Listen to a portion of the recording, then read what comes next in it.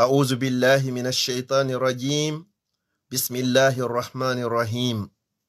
الحمد لله القائل والعصر إن الإنسان لفي خسر إلا الذين آمنوا وعملوا الصالحات وتواصوا بالحق وتواصوا بالصبر. مسيب جلب تدير بالإسلام باوين يتدي الله أو بجو سيني دوود مرونكتا Julai burnaɗo tagi fangon sallallahu alayhi wa sallam. Kanko e ɓe ngure makko ne fo e dendangal sahabaɓe makko e kala wonɗo e lawol ɓeɗo ila yawmil qiyama. Mi fala annintinde ɗo hoore an annintina onon musidɓe ɓe julɓe fu toɓɓere ko wiyetegon ngalu jiyangu e ngaluji. Tawata ngu ngalu ɗo sedi o ndi jawdi ɗo o trésor ɗo Allah okkata ɗum ɗo si wona jiyaɗo makko mo o yiɗi, sina jiyaɗo makko tedduɗo ka makko. Kala mo Allah okki ɗum ɗo haray felli to anda Allah himo yiɗuma, felli to anda hiɗa teddi ka Allah, felli to anda ko a jiyaɗo e jiyaɓe makko. Imamul Hasanul Basri rahimahullahu ɓe maki jentoɗe yewtere nde moƴƴa musidɓe julɓe todduɓe toroɗen Allah yo Allah okku en o sifa ɗo.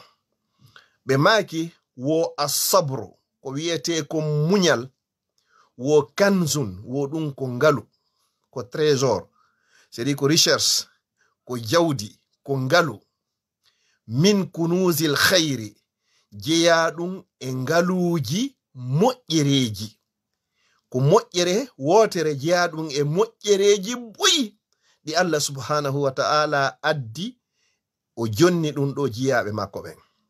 Hiɗi ɗuuɗi ko wiyete muñal. Muñal non Allah no janti ɗum ka deftere makko nde ɓuri laabi 90. Hakke ko tawata fi muɗum hino hitti.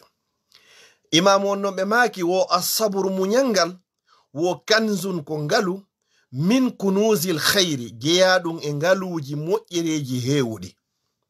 Ɓe maki la yu'tihi llahu, Allah okkata ngu ngalu wi'etengu muñal ɗo illa li abdin sina wonande jiyaɗo e jiyaɓe makko karimun alayhi, hara on jiyaɗo kadi ko tedduɗo ka Allah subhanahu wa ta'ala. Musidɓe julɓe tedduɓe hakkundeji meɗen kala mo yiwɗen Allah no okki ko wiyete ko muñal, o yehi ha an jama on fu seditani ko mo embakari hino muñi, awa anden oɗo Allah yiɗi oɗo, anden oɗo ko jiyaɗo e jiyaɓe makko, anden oɗo ko jiyaɗo tedduɗo ka Allah subhanahu wa ta'ala. Sabuna ko wiyete muñal ko wawi okkugol ɗum ɗo wo ko Allah subhanahu wa ta'ala. Allah okkata non ɗum ɗon sina jiyaɗo makko mo o yiɗi tedduɗo ka makko kadi tawata mo yiɗani moƴƴere adna e lakara. Mi toriki Allah subhanahu wa ta'ala kanko okkayɗo ɗum ɗo on, yo Allah on okka en fof meɗen ko wiyete ko muñal, okka en ngungalu ɗo jiyango e ngaluji moƴƴereji.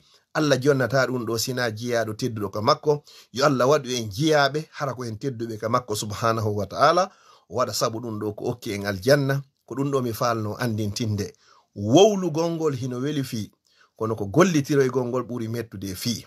Andi ton hadis goto nokkugo kaniraɗo sallallahu alaihi wasallam e maki wo kala o moɗuɗo tikkere o muññi hara himo wawno yottade, Allah subhanahu wa ta'ala noddoye mo yawmal qiyamati e hoore tagefo ngon fop ha o suɓinamo immorde hurul ayni yer wo ko o yiɗi, sabu ko muññino kon hoore hara himo wawno yottade, hoore ko muññino kon hara himo wawno ittugol mone.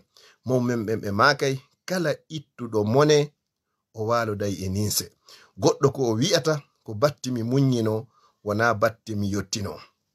Toriki Allah yo Allah okken ɗum ɗo. Wassalamu alaikum wa rahmatullahi wa barakatuh.